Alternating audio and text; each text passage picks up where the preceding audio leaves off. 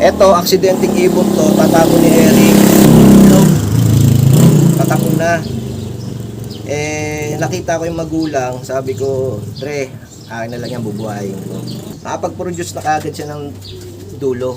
Sa overall, pumuesto yung isa hindi. Ang yung lap winner ng San Isidro na breakaway siya ng 30 minutes. Smash nyo na San Isidro, napakahirap no.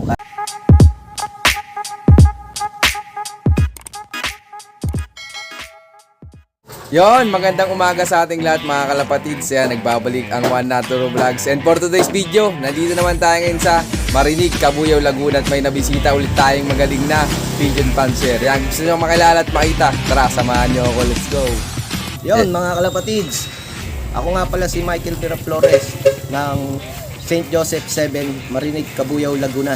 Yun, syempre bago natin simulan tong video to, ayan, shout out sa Immuno Booster. Yan, syempre bibigyan natin si Sir. Maraming salamat sa Immuno Booster. Maraming salamat sa iyo, Arturo. Ayun, siyempre tara, simulan na natin to. Let's go. Akit tayo. Ayun, bali ito yung kanyang loop mga kaibon. So yun, tara, samahan nyo kami. Let's go. Ito mga kalapatids, nandito tayo ngayon sa loop ni Sir Michael. Ayan, nandito siya sa ibabaw nung kanilang bubong. Ayan. So yun, Sir Michael, buti pinayagan ka ng misis mo na magtayo ng loop dito sa bubong nyo. Actually, maganda kong question yan eh. Nung una, talagang against siya kasi gawa nung maliit pa yung mga anak ko, and then medyo may kadumi yan ang pag-aalaga ng ibon at yung amoy. So, pinaglaban ko kasi ano na yan eh, part of my growing up yun eh, yung simula nung natuto ko mag-ibon eh, talagang pinursyo ko na mag-alaga ng mag-alaga kasi yun lang ang libangan ko, hindi ako naalis ng bahay. Suddenly, yun, pagdating nung 2015, yung 40 kasi nanalo ko, tapos naliitan lang. Nung panahon kasi, konti lang naman ang club eh. Then, nung join ng RPF, saka ng kay Henry Azurin, na mayapa, nanalo tayo doon. Actually, halos solap yun, 1 to 10, young bird, old bird. 14th award, tapos 10 birds lang yon. From start, 10 birds training, pumasok sila hanggang derby, 10 birds. Then, nabawasan yata ako, Sorsogon na.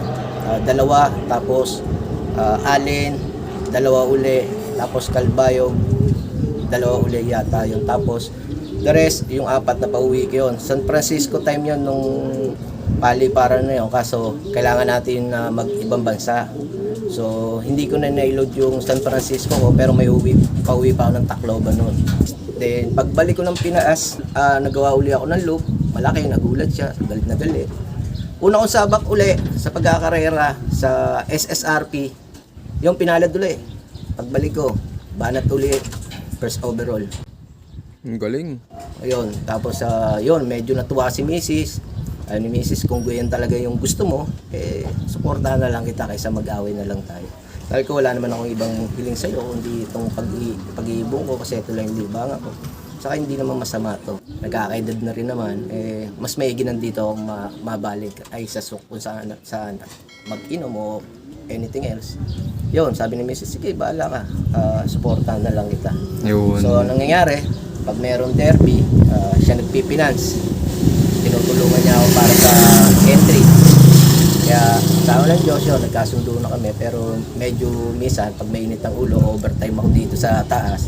Talaga nababati ko sa bumaba ka na dyan. Baka gusto mo dyan ka na kita dala ng kumot. O gusto mo na dyan matulog.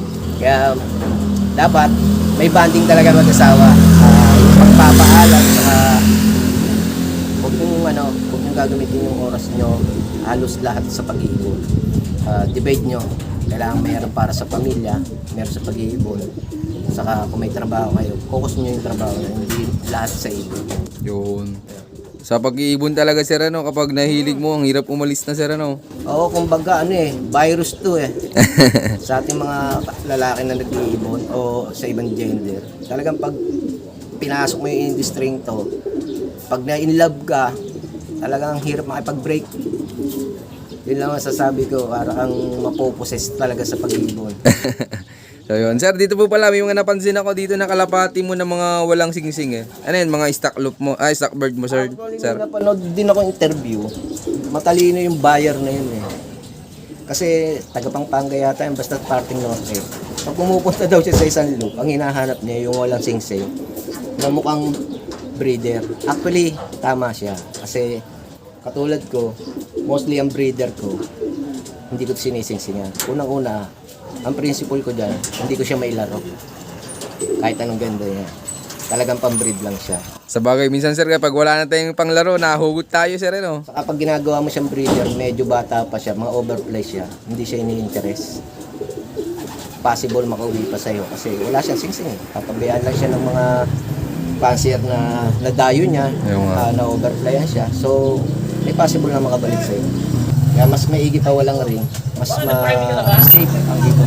Yun. Ng breeder. Yun, marami palang purpose yung walang ring na ibon. Ito, kukunin ni sir yung mga ibon niyang walang ring.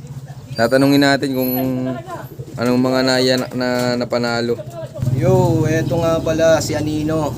Pinangalanan ko si Anino kasi nung bata siya. Pag maghahapon na, pag nasa loop, hindi mo siya makikita. Bakit sir? Kasi sobrang itim niya nung bata siya. Ito nga pala ay breed ni Eric Mabuti. Stitch, Vandenbroek. Producer siya ng magkapatid na kak na parehas na tumapos ng Cat Balogan. Isa 10th overall ng CS. Tapos yung isa pulling winner area 3 times o 2 times. Basta ganon. May tuling, may dulo. Maliit nga lang ibon. Ito mga kalapatid, so subok na pala to ni sir. Eto, aksidenteng ibon to. Tatapon ni Eric. Tatapon na. Nakita ko yung magulang. Sabi ko, Tre, akin na lang yan, bubuhayin ko. Mag-experimento kasi ako ng breeder kasi kababalik ko lang sa pagkakarera. So, simula nung napisa to, binariyaya ko lang to, hindi ko talaga sinisingsingan. Kasi, gagawin ko siyang breeder. Nung lumalaki siya, actually hindi nga siya lumalaki dahil maliit lang talaga siya. Yun. Nakapag-produce na kagad siya ng dulo. Unang gamit mo dyan sir? Dumulo na. Klakar po ng dulo sir. Oo. Hindi lang nakapwesto sa overall. Sa overall, pumuesto yung isa hindi. Okay. Dalawa niyang anak.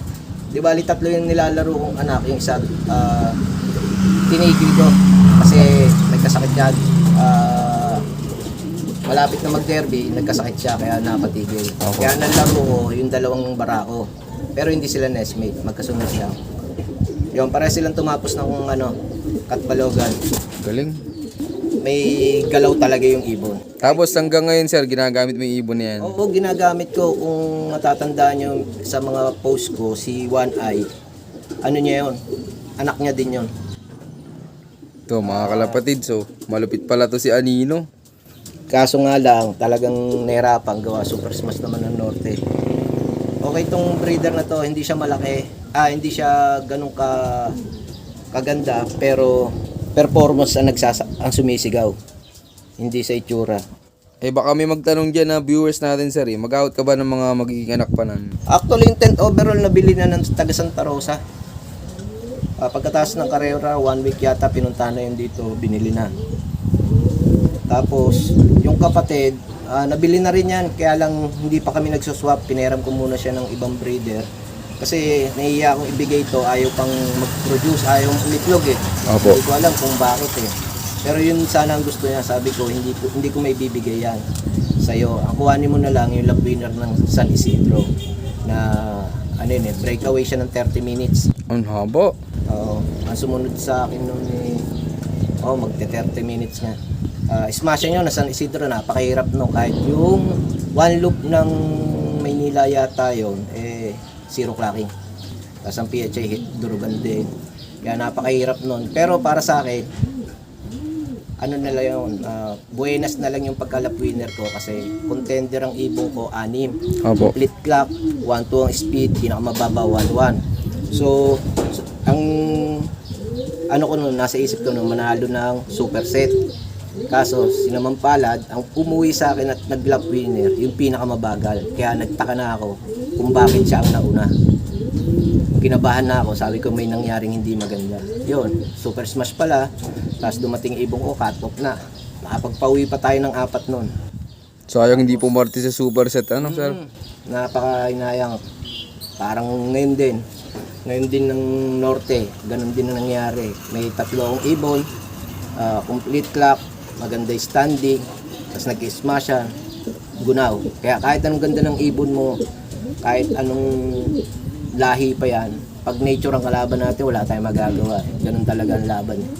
Swertihan na lang, yun nga yung sinasabi nila, kailangan may isama din swerte. Yung makalusot ang ibong sa weather nila. Yun, thank you sir. Ayan, abangan pa natin yung mga magiging anak nito ni, sino nga yun sir? Si Anino. Yan, ni Anino. Pinapahinga lang muna ni sir.